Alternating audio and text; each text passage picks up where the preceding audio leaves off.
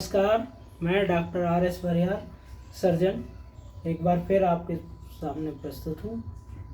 आज बात करेंगे कैंसर की। कैंसर में जो मार्कर हैं उनकी बात करेंगे। कैंसर में जो प्रोस्टेट कैंसर में जैसे PSA होते हैं, CA-125 ओवेरियन कैंसर में, CEA कोलोरेक्टल कैंसर में, और इसमें जब हेपेटिक मेटास्टेसिस होती है तो उस समय इनका यूज़ किया जाता है। इसके अतिरिक्त और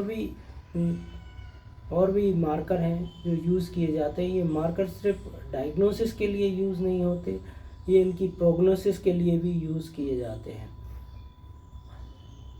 कैंसर वैसे बहुत से मेल में जो कैंसर हैं, मेल में ओरल कैंसर सबसे अधिक पाए जाते हैं। ओरल कैंसर में प्री मैलिग्नेंट कंडीशन है, जैसे ल्यूकोप्लेकिया जिसमें वाइट पैच हो जाते हैं, वाइट पैच ओरल कैविटी के अंदर दिखते हैं। इसी तरह से इर्थोप्लेकिया होता है जो ब्राइट रेड प्लेक होते हैं, उनमें कई बार थिकेंड हो जाते हैं, वो दिखते हैं। और इसके अलावा ओरल सबम्यूकोसल फाइब्रोसिस होती है जिसमें कि लॉक जा हो जाता है, मुंह नहीं खुलता है और टंग के मूवमेंट कम हो जाते हैं। ये प्री मैलिग्नेंट कंडीशन है ओरल कैंसर की। यदि इस समय भी गुटखा, तंबाकू, बीड़ी, सिगरेट, शराब का सेवन रोक देते हैं तो इस तरह के केस को भी ठीक होते हुए देखा गया है। तो इसको रोका जा सकता है इस स्टेज पर। यदि इसके बाद भी ये इनका सेवन लगातार करते रहते हैं तो कैंसर की स्टेज बढ़ जाती है और फिर संभाल पाना बड़ा मुश्किल हो जाता है। इसके अतिरिक्त जैसे फीमेल में जो कैंसर है, फीमेल में ब्रेस्ट का कैंसर सबसे कॉमन है। ब्रेस्ट कैंसर में जो कारण पाए गए हैं सबसे ज़्यादा फीमेल ओबीस फीमेल हैं, नलीपेरा हैं जिनकी शादी नहीं हुई है। यदि लैक्टेटिंग वूमेन है तो वह कम से कम 3 ईयर यदि बच्चे को दूध पिलाती है तो उनको एक प्रोटेक्शन का काम करते हैं ब्रेस्ट कैंसर। ब्रेस्ट कैंसर में जीन भी पाए जाते हैं BRCA1 और BRCA2। BRCA1 BRCA2 जीन में इसके ब्रेस्ट कैंसर के साथ साथ इसमें ओवेरियन कैंसर और प्रोस्टेट कैंसर के भी केसेस पाए गए हैं। तो ये जीन हेरिडिटरी कैंसर में यूज़ होते हैं। यदि माँ को है, उनकी बहन को है तो ये दूसरी पीढ़ी में ये कैंसर होने का खतरा अधिक होता है।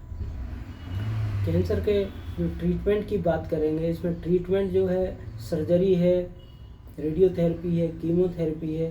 पैलिएटिव ट्रीटमेंट इनका शुरू किया गया है। पैलिएटिव है, हार्मोनल ट्रीटमेंट है, टारगेटेड थेरेपी और इम्यूनोथेरेपी, ये थेरेपी स्टार्ट की गई है। पैलिएटिव केयर जैसा कि पहले बताया जाता था, कई फिल्मों में भी बताया गया कि अब इन्हें दवा की ज़रूरत नहीं, दुआ की ज़रूरत है। तो टर्मिनल स्टेज या कैंसर के लास्ट स्टेज के जो पेशेंट होते हैं उनमें हम पैलिएटिव केयर करते हैं। और पैलिएटिव केयर में just to relieve the symptom, ये मध्य प्रदेश सरकार ने शुरू किया था। USA के सपोर्ट से, हॉस्पिस एक NGO है, उनके सपोर्ट से ये शुरू किया गया। तो ये पैलिएटिव केयर में पेशेंटों को काफ़ी रिलीफ मिल जाता है। इस ट्रीटमेंट के अतिरिक्त सबसे ज़्यादा जो बात पाई गई है ये है कि मेंटल माइंडसेट की बात है। यदि पॉजिटिव एटीट्यूड होता है, जैसे आप पॉजिटिव सोचते हैं तो आपका माइंडसेट वैसा होता है, वैसे पॉजिटिव हार्मोन निकलते हैं, उससे प्रोग्नोसिस भी बढ़ जाती है।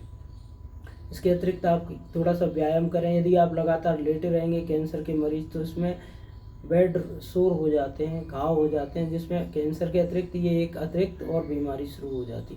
तो जो भी इस तरह से बेड रिडन पेशेंट है उनका 2 घंटे में उनका मूवमेंट किया जाए जिससे उनको बेड सोर ना हो।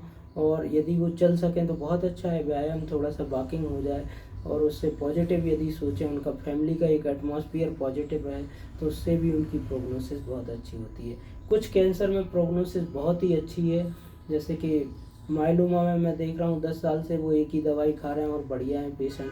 टेस्टिकुलर कैंसर में बहुत अच्छी प्रोग्नोसिस है, कुछ कैंसर्स में बहुत अच्छी है। मैं एक बार इस बात को फिर दोहराता हूँ कि cancer can be cure if diagnose early. यदि कैंसर जल्दी पहचाना जाता है तो बहुत अच्छे इनकी प्रोग्नोसिस को क्योर किया जा सकता है। थैंक यू, धन्यवाद।